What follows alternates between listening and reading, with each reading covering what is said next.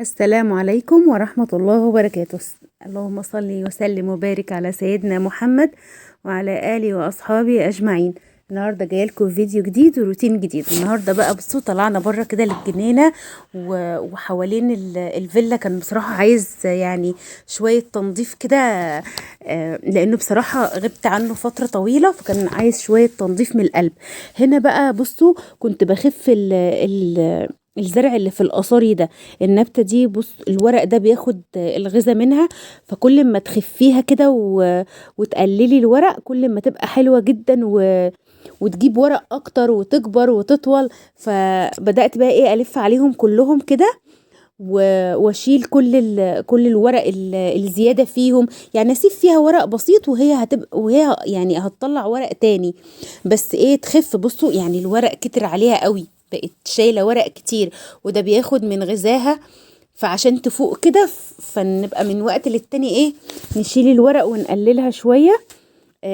هنا بقى عندنا هنا كام قصرية؟ 4، اتنين في كل عمود من دول عليه واحدة، وبرده في الناحية التانية قدام اللي هنروح لها دي 2 دول بالظبط.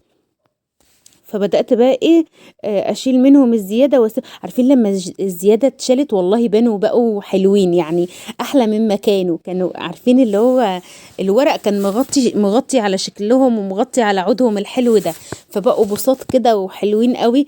عارفين اللي في القصرية ده خص ما شاء الله حلو قوي ومزهزق. بصوا الخاصية اللي هناك دي كبيرة بقى ولفة كده وحلوة ما شاء الله. وزارعين برضو خاص في الجنينة كده في أماكن تانية، بس دول ما شاء الله يعني اللي هناك دي حلوة ومرعرعة كده.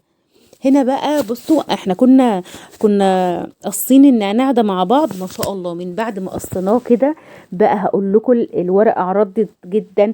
ملل القصاري، يعني احنا عندنا 3 قصاري هنا.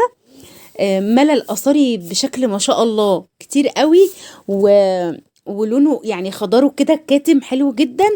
وكمان ورقته ما شاء الله الورقة ب3 ورقات. فكنت خايفة يعني لما اول مرة يعني قصيته كنت خايفة مثلا يحصل حاجة، فلا قالوا لي انت كل ما تقصيه هيبقى احلى واحلى. هقصه بقى زي ما بنعمل كل مرة وانتم متعودين مني، هقصه واخده. بصوا بقى القصرية دي ما شاء الله حاجة يعني حاجة حلوة، حاجة تفرح كده. بصوا الورقة، انا لو الكاميرا تقرب شوية الورقة ما شاء الله عليها. بصوا الجمال. فهاخده بقى اغسله واحطه في مصفى واحطه جوه، بحيث ان انا انشفه وما اخرجوش بره عشان يفضل محافظ. لما نحطه في الشاي او كده يعني عارفين والله بيرجع خضاره تاني لما تحطيه وانتي منشفاه صح ومظبوط. تعالوا بصوا هرجع العجلة دي شوية كده ونقصقص. بصوا يعني طلع من الحديد كده وبدأ ينزل لتحت، فشكله حلو قوي ما شاء الله. عصور شكله تحفة يعني. بس انا يعني قصقصته كده تقولي لي قصقصتيه وما عادش حاجه في القصاري، هيطلع ان شاء الله على طول وزي ما بنقول كده ايه فوقناه وهيطلع بقى على طول. كمان هنقص بقى مع بعض برضو زارعين روزماري وزعتر، والحاجات دي بنستخدمها بقى في تتبيلة الحاجات. تحفة تحفة تحفة، بتبقى ريحتها حلوة جدا في فراخ مشوية، في انك تتبلي كفتة، تتبلي كباب، في كل الحاجات دي بتبقى حلوة قوي الزعتر والروزماري.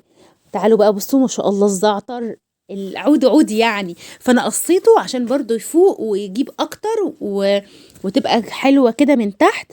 ده زعتر. بصوا العيدان ما شاء الله. هغسله برضو وانشفه، هغسله واصفيه. انا حطيته مع النعناع اهو، هغسله واصفيه وانشفه واعينه بقى في علبه او برطمان بعيدانه كده زي ما هو، بس هيبقى ناشف. لما احتاج بقى له اخد منه بسهوله.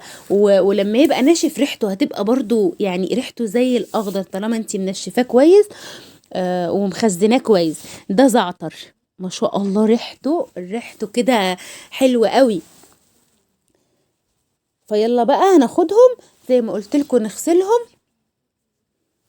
ونظبطهم كده وننشفهم عشان ايه يعني نعينهم بقى نعبيهم ونعينهم يعني لما نعوز نستخدم. وعلى بال ما يخلصوا كمان هيكون ان شاء الله يعني النعناع جاب اكتر والروزماري والزعتر دول جابوا اكتر.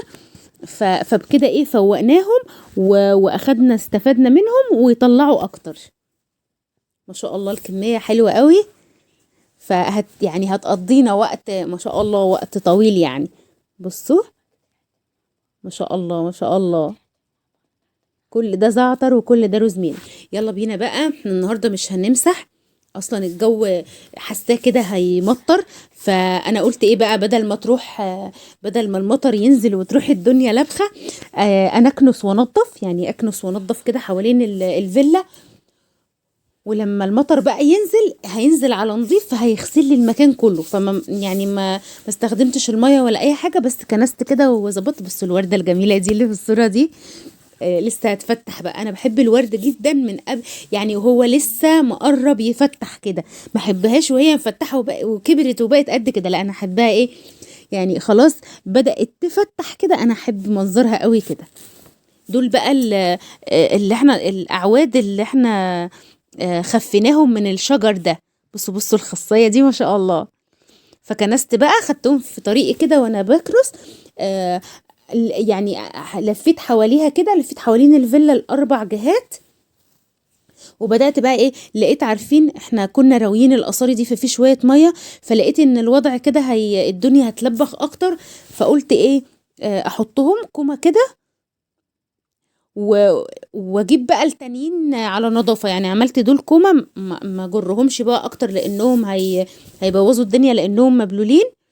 وبعدين بقى ايه، اخد الضلوع التانية كده على نظافة. هنا برضو كان سيمبا شايل اللي هو النجيلة الصناعي دي من على البلاعات. ما تعرف يعني في دماغه كده يجرجرها اوقات. وبصوا دول بقى برضو كانوا عايزين يمشوا على السور كده من وقت للتاني، اللي هو دي قولوا معايا فل، لا ياسمين، دي ياسمين. فلما تكبر بقى عيدانها تطول كده، فتاخديها وتلفيها ايه حوالين الحديد، تدخل وتخرج كده، فتملالك الحديد وتبقى تطلع زهر فل.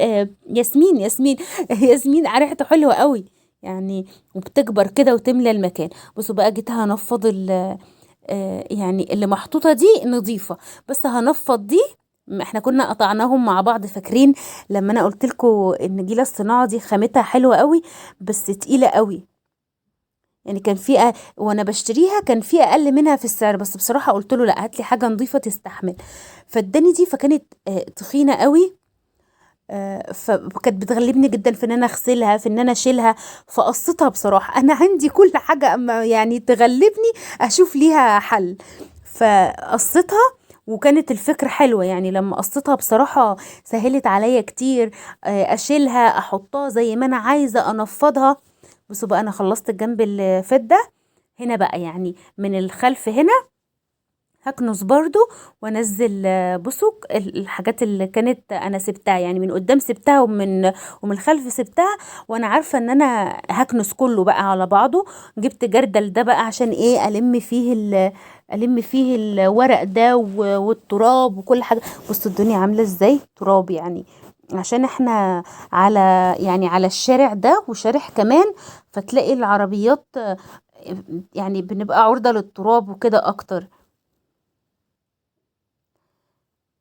بس كده حاولي بقى ايه على طول، اقولك لازم ايدك في حاجتك على طول. من ما تلاقي وقت مثلا اطلعي شويه، لو في شويه شمس استغليهم. مثلا انك مثلا هتكنسي بره وفي شويه شمس، فتاخدي شمس كده وطاقه ايجابيه، وتكنسي وتنضفي حاجتك. والنهارده بقى ايه، انا ما يعني في العموم ما بطلعش بره اكنس كتير. يعني مثلا لو هكنس مثلا مره في الاسبوع بره حوالين الفيلا كلها. ولو همسح بقى هستخدم ميه وكده وبالخرطوم. يعني مثلا هقولك كل شهر مرة، كل شهر. او لو الدنيا اتسخت قوي معايا ممكن يبقى كل 3 اسابيع.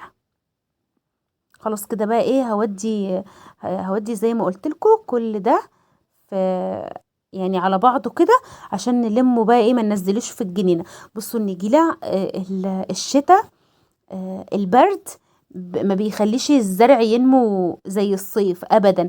حتى النجيله تحسوها بردانه، يعني عارفين مش حلوة زي الصيف. بس لما ان شاء الله الجو يدفي كده ويطلع الصيف هتبقى احلى واحلى يعني. بصوا انا الشوية دول لميتهم من هناك، يعني انا جايبة من الناحية دي وادي الناحية دي كده وجبتهم على بعض كده. وهبدأ بقى ايه زي ما قلت لكم ايه المهم في الجردل. هلم بس العشب ده في الجردل، لكن التراب هنزله الجنينة تاني لان التراب مش هيأذيني، فهنزله الجنينة تاني. هلم بس القصرية القديمة دي، العشب ده زي ما قلت لكم الحاجات دي هلمها في الجردل واحطها في الباسكت بره، والتراب انزله تاني. التراب مش هيعمل لي حاجة. بصوا ده ليش من ليش سيمبا، لقيته في الكنسة كده فهشيله طبعا. وهبدأ بقى ألم، والدنيا ما شاء الله نضفت وبقت جميلة خالص. بصوا بقى النظافة يعني الدنيا لما تبقى نظيفة كده ترتاحي، يعني بحس أنا براحة نفسية بصراحة. بس كده أنا لميتهم، هنزل دول بقى يعني ما يضروش الجنينة في حاجة، فهنزلهم خلاص. ما شاء الله الدنيا نضفت بقيت زي الفل، وما أخدش مني وقت والله. يعني عملت بسرعة ما شاء الله. هنا بقى هفرش النجيل الصناعي الحتة دي، وبصوا بقت سهلة عليا خلاص. الدنيا كده اتظبطت وبقت تمام التمام.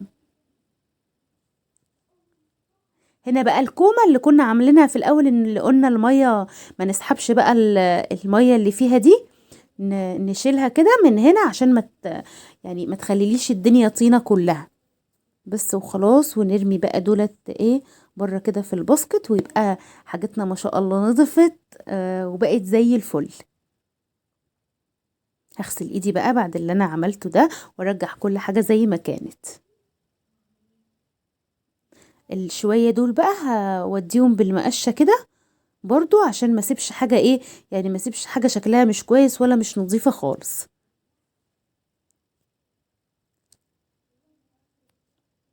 بس كده خلاص خلصنا، والدنيا بقت زي الفل ما شاء الله وبأقل مجهود. تعالوا بقى اوريكم احنا يعني حصدنا ايه النهارده، نتيجة الحصاد بتاعنا. بصوا الورد ده كده كان مفتح، جبته قطفته ما شاء الله تحفة تحفة تحفة. بصوا اللون، بصوا الابيض مع اللون الحلو ده تحفة. وده بقى الروزماري. انا بوريكم الورد جميل جميل جميل جميل على رأي ملكة بنتي، جميل جميل. ده بقى الروزماري. انا هشيلهم بقى من على النعناع بصراحة، عشان ايه النعناع ما يلقطش الريحة منهم. ده الروزميري الطويل ده، واللي جنبه الزعتر، وده النعناع ما شاء الله شوية حلوين قوي. يلا بقى ندخل نغسلهم. بصوا هستغل بقى الورد التحفة الحلو ده، هوريكم انا هعمل بيه ايه. يلا بينا كده نشوف، تعالوا معايا يلا. هنا بقى بصوا الشمعدان ده ما بحطش فيه شمع، من وقت للتاني بحط ورد كده، واما يجف اشيله واحط غيره. ما شاء الله حلو جدا. لو عجبكم بقى الفيديو بتاع النهارده ما تنسيش تحطي لايك وتعملي اشتراك للقناه عشان عائلتنا تكبر ونبقى اكبر واكبر. بصوا بقى الجمال والحلاوه. ان شاء الله بقى تستنوني فيديوهات تانية اعملها لكم تعجبكم كده وتنول رضاكم. وانا بشكركم جدا على الكلام والكومنتات الحلوة القوي اللي بتشجعني وبتديني طاقة ايجابية كده. وان شاء الله نستمر ونبقى اكبر واكبر وعيلتنا تكبر بيكم باذن الله ان شاء الله. بصوا عدلت بقى كل حاجة، كان باقي معايا الوردة دي. بصوا الشمعدان وحلاوته وجماله لما فيه الورد. باقي الوردة دي هحطها هنا كده. بصوا الجمال. يلا بقى حطوا لايكات كتير جدا للفيديو. في حفظ الله اشوفكم على خير ان شاء الله في فيديوهات تانية. مع السلامة.